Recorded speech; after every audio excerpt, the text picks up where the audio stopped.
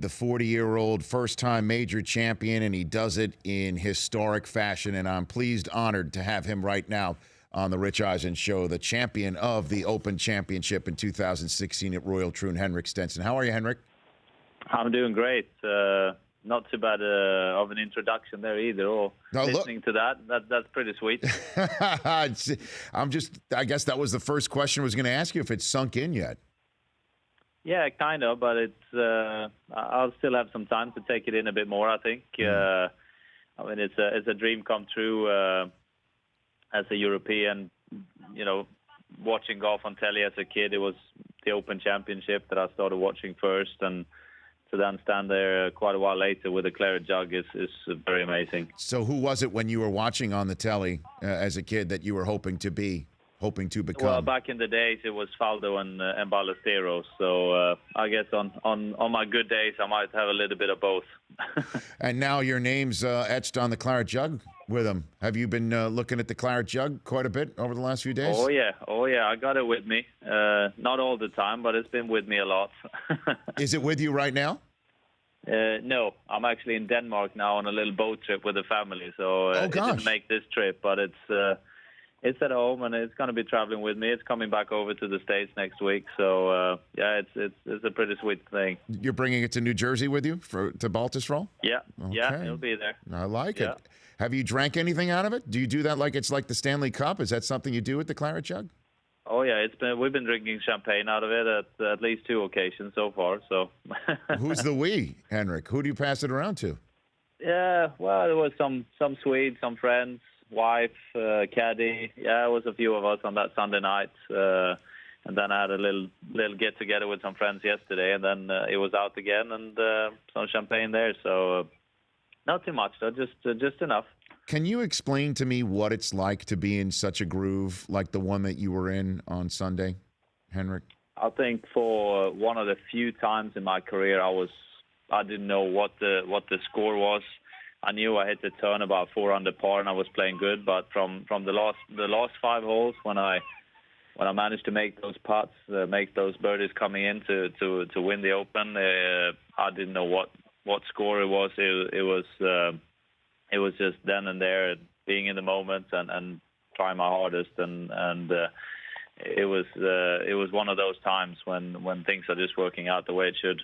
For me, it was. Now, but I mean, is it something physical? Do you actually physically feel it, that you are in a zone like you had not been before in your career? No, I think it's more that everything else around you gets blocked out much more because you're so focused on what you're doing, and that was picking my line if it was a putt, or picking my target, and just committing fully to that, and that's what makes you play your best. And it should be easy to get there. I go in theory, I guess it sounds that way, but it's still pretty hard, and it only happens on certain occasions. Now, I'm on the phone with Henrik Stenson, the champion at Royal Troon on Sunday here on the Rich Eisen Show. Is it easier or more difficult to play better when your partner is playing like Phil Mickelson? Is it something that inspires you, or is it make it more difficult to do what you're doing?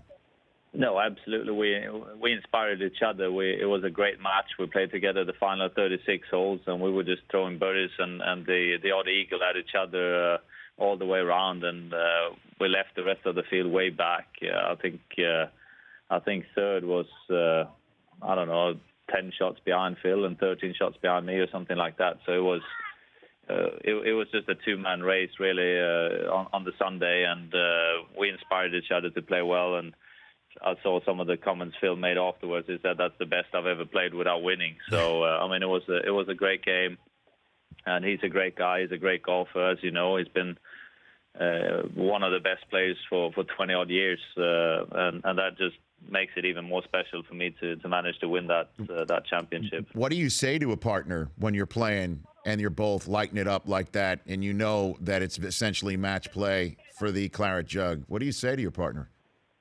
Well, after the start, because he birdied the first, I bogeyed the first, and then I made 3 birdies in a row, and he made an eagle on 4, and I just told him, I said, we got a pretty good better ball going here on the 5th tee box. And I mean, we're both trying to do the same thing. We wanted to badly to win, and unfortunately, only one guy can come out on top in a battle like that. But it wouldn't have. I mean, it meant that extra to me to win when I had such a great game with Phil as well. So delighted to have won my first major, and hopefully I can add another one or two before I'm done. Now, I noticed you switched shirts at the end of your round there on Sunday, Henrik, and for me and a lot of folks who are superstitious, I wouldn't touch a single thing on my body anywhere in planet Earth with the round that I was shooting or anything like that. Are you not a superstitious guy? I know you changed your shirt there at the end. Obviously not. I was just, it was pretty cold when we started, and then it got gradually warmer throughout the day, and I had that underlayer on, and with the extra heartbeat, I'd say going on towards the end, I just felt too hot, and I thought I better get this thing off. So I made a quick change there and pulled that underlayer and finished in just a polo shirt. I wouldn't think an extra layer or one layer less would make you play in a better or worse. Okay. So you have your head screwed on properly, which I guess is what happens when you shoot 20 under par to win a major championship. So your caddy, Gareth Lord, has he stopped smoking? Because you made a bet with him that if he ever won a major, he would have to stop smoking. Has that happened yet? I believe so. I spoke to him yesterday, and he said that he hadn't had any cigarettes for the last 2 days. So, and the good thing with this is that since the whole world knows about it, everyone can check up on him to make sure he doesn't smoke. It's not just me. So I give permission to anyone who sees him with a cigarette to just wrestle him to the ground and take it out of his hand. So we should be able to get him to quit smoking. Now, what happens in Baltusrol? Won't the bag shake a little bit more? I mean, that's going to be 2 weeks with withdrawal on your caddy's part by that point. Yeah, I just have to be a little bit nicer to him possibly than I normally am. What's the best practical joke you played? Phil was talking about your practical joking. What's the best? What's the Claret Jug of your joking career? Your practical joking career? I know I scared a couple of my fellow Swedes way back in the day. We had the rooms next to each other in Switzerland, and I had the brilliant idea of climbing over to their balcony from my balcony, and I had a hoodie on my head, and I ripped the curtains apart because the window was open, and shouted to give me the money, and they were flying out of the bed. So yeah, that was a pretty good one at that time. Wow, that's a real good one, Henrik. I like it. That's world class. That's world class. So you've got not so clever if you fall down off the balcony. That's true. That's true. You're living on the edge a little bit right there. So so you've got this trip that you're on right now. Then you go to New Jersey for Baltusrol, and then is Rio. Was there ever any consideration? Because I could hear those kids in the background, who I'll let you get to in a second.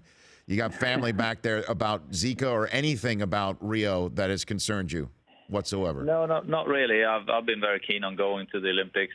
I'm a sports fan. I think it's going to be a very cool experience to check that out from the inside, and then if I can play well and bring home a medal for my country, that would be a very special thing. So I'm excited about going, and I said that at a press conference in Scotland a couple of weeks ago, that it might be the first time that it's actually an advantage to be 40 plus and have 3 kids, and you don't have to worry about those things. So I'm looking forward to it, and I think we're going to have a good time. Well, thanks for taking the time away from your family. I know this has been the best week of your life, and you might have more to come. So I appreciate you sharing it with us, Henrik. Thank you. Thank you very much. Thanks bet. for the talk. You got it. That's Henrik Stenson, at Henrik Stenson on Twitter. The Rich Eisen Show, weekdays at noon Eastern on Audience.